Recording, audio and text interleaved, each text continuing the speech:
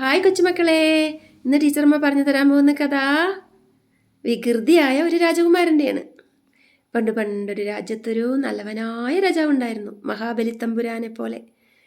ഈ രാജാവിന് ഈ വികൃതിക്കൊത്തിരിയായ പുത്രനെ ഒരു സ്കൂളിൽ ചേർത്തണം. അന്ന് കാലത്ത് സ്കൂളുണ്ടോ? ഇല്ലല്ലോ. ഗുരുകുല സമ്പ്രദായമായിരുന്നു. ഗുരുവിൻ്റെ വീട്ടിൽ താമസിച്ച് അവിടുത്തെ പണികളൊക്കെ ചെയ്യണം. വിറക് കീറണം, നെല്ല് കുത്തണം, മുറ്റമടിക്കണം, പാത്രം കഴുകണം, എല്ലാം ചെയ്യണം. രാജകുമാരൻ ഇതൊക്കെ ചെയ്യോ? കൊട്ടാരത്തിൽ വളർന്ന രാജകുമാരൻ ഈ ഒരു ചെറ്റക്കുടിലൊക്കെ ജീവിക്കുമോ? അവൻ വന്നതേ പറഞ്ഞു, ഇതൊരു ചെറ്റക്കുടിലാണ്, ഒരു വസ്തുവിന് നന്നല്ലാത്ത ഒരു വീട്. ഇതിലെങ്ങനെയാണ് ഞാൻ കഴിയുന്നത്? ഞാൻ ഇത്ര വലിയ ഒരു കൊട്ടാരത്തിൽ ജീവിച്ച രാജകുമാരനല്ലേ. ഞാനിങ്ങനെയാണ് ഈ കീറപ്പായിയിൽ കിടക്കുന്നത്. എന്നെ കൊണ്ട് പറ്റില്ല. രാജകുമാരൻ നിലവിളിച്ചു. പക്ഷേ രാജാവിന് നിർബന്ധമാണ്, ഇവൻ നല്ലവനാകണം. ഇവനെ കൊണ്ട് ഇനി ആർക്കും ബുദ്ധിമുട്ടുണ്ടാവാൻ പാടില്ല. അതിനെന്തു വേണം? നല്ല വിദ്യാഭ്യാസം വേണം, അല്ലേ? നാലാളോട് നന്നായി പെരുമാറണമെങ്കിൽ നല്ല അറിവുകൾ സമ്പാദിക്കണം, വായിക്കണം. അങ്ങനെ ഗുരുവും രാജാവും കൂടെ ഒരു തീരുമാനമെടുത്തു, ഇവനെ നന്നാക്കി വളർത്തണമെന്ന്.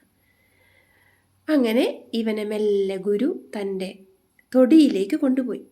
അവിടെ നിറയെ മരങ്ങൾ വളർന്നു നിൽപ്പുണ്ട്. അതിനിടയ്ക്ക് ചെറിയ ചെറിയ തൈകളും മുളച്ചു പൊന്തി വരുന്നുണ്ട്. ആൽമരങ്ങളാണ് വളർന്നു നിൽക്കുന്ന വലിയ മരങ്ങൾ. അതിനിടയ്ക്കാണ് ഈ ചെറിയ ചെറിയ ചെറിയ ചെടികൾ. അപ്പോൾ ഗുരു പറയും ഇവനോട്, രാജകുമാരാ, ഇന്ന് നിന്റെ വിദ്യാഭ്യാസം ആരംഭിക്കുകയാണ്. അപ്പോൾ ഇവൻ ഇഷ്ടമില്ലാതെ ഗുരുവിനെ ഇങ്ങനെ നോക്കി, ഇഷ്ടപ്പെടാത്ത പോലെ മുഖം കൊണ്ട് ആക്ഷനൊക്കെ കാണിച്ചു. അപ്പോൾ ഗുരു പറയും, നീ അതിൻ്റെ ഇല ഒന്ന് കടിച്ചു തിന്നാൽ നിനക്കിന്ന് വയറ് നിറയെ സ്വാദിഷ്ടമായ ആപ്പിളുകൾ തരാം. ആപ്പിളുകൾ കുറേയായി കഴിച്ചിട്ട്. രാജകുമാരൻ്റെ വായിൽ വെള്ളം വന്നു. രാജകുമാരൻ പറഞ്ഞു, ഒരില തിന്നല്ലേ വേണ്ടൂ, ഞാൻ റെഡി. അവൻ ഓടിച്ചെന്ന് ഒരില പറിച്ച് തിന്നു. വായിലിട്ടതും ഒറ്റത്തുപ്പ്. കഴിച്ചിട്ട് നിൽക്കാൻ വയ്യ. രാജകുമാരൻ ദേഷ്യം വന്നു. അല്ലയോ ഗുരു, നിങ്ങൾ എന്തിനാണ് ഈ വീട് മുഴുവൻ ഇങ്ങനെ ഒരു വൃത്തികെട്ട ചെടി വെച്ച് പിടിപ്പിച്ചിരിക്കുന്നത്? വൃത്തികെട്ട ചെടിയോ? അത് ഔഷധമാണ്. ഞങ്ങളെല്ലാവരും അതിൻ്റെ ഇല തിന്നാറുണ്ട്. നിങ്ങളെല്ലാവരും ഇതിൻ്റെ ഇലയാണോ തിന്നുന്നത്? അയ്യോ, എനിക്ക് വിദ്യാഭ്യാസം എന്നും വേണ്ടേ, ഞാൻ കൊട്ടാരത്തിലേക്ക് ഓടിപ്പോവുകയാണേ. രാജകുമാരൻ ഓടാൻ തുടങ്ങി. രാജാവ് അവനെ പിടിച്ചു നിർത്തി. ഗുരു പറഞ്ഞു, ഞാൻ ചോദിക്കുന്ന ഒരു ചോദ്യത്തിന് നീ ഉത്തരം പറഞ്ഞിട്ട് പോയിക്കോളൂ. ശരി, എന്താണോ ചോദ്യം? എനിക്കിപ്പം തന്നെ കൊട്ടാരത്തിലൊന്ന് എത്തിക്കിട്ടിയാൽ മതി, ഞാൻ ഉത്തരം പറയാം.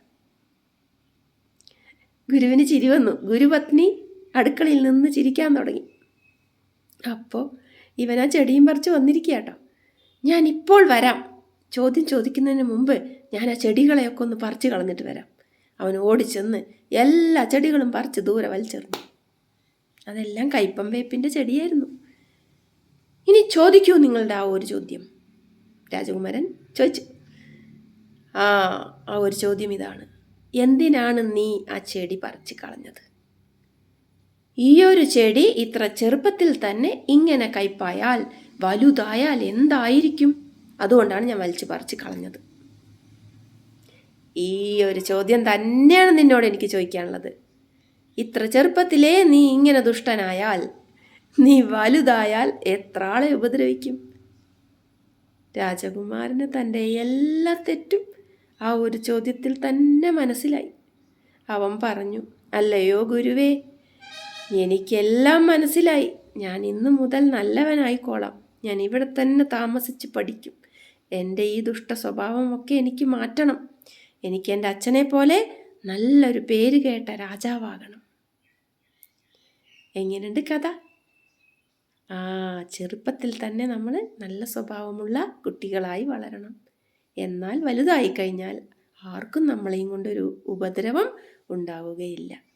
കഥ ഇഷ്ടമായോ? ഇഷ്ടമായെങ്കിൽ അടുത്ത കഥയുമായി ഉടൻ വരുന്നതാണ് നിങ്ങളുടെ സ്വന്തം ടീച്ചറമ്മ.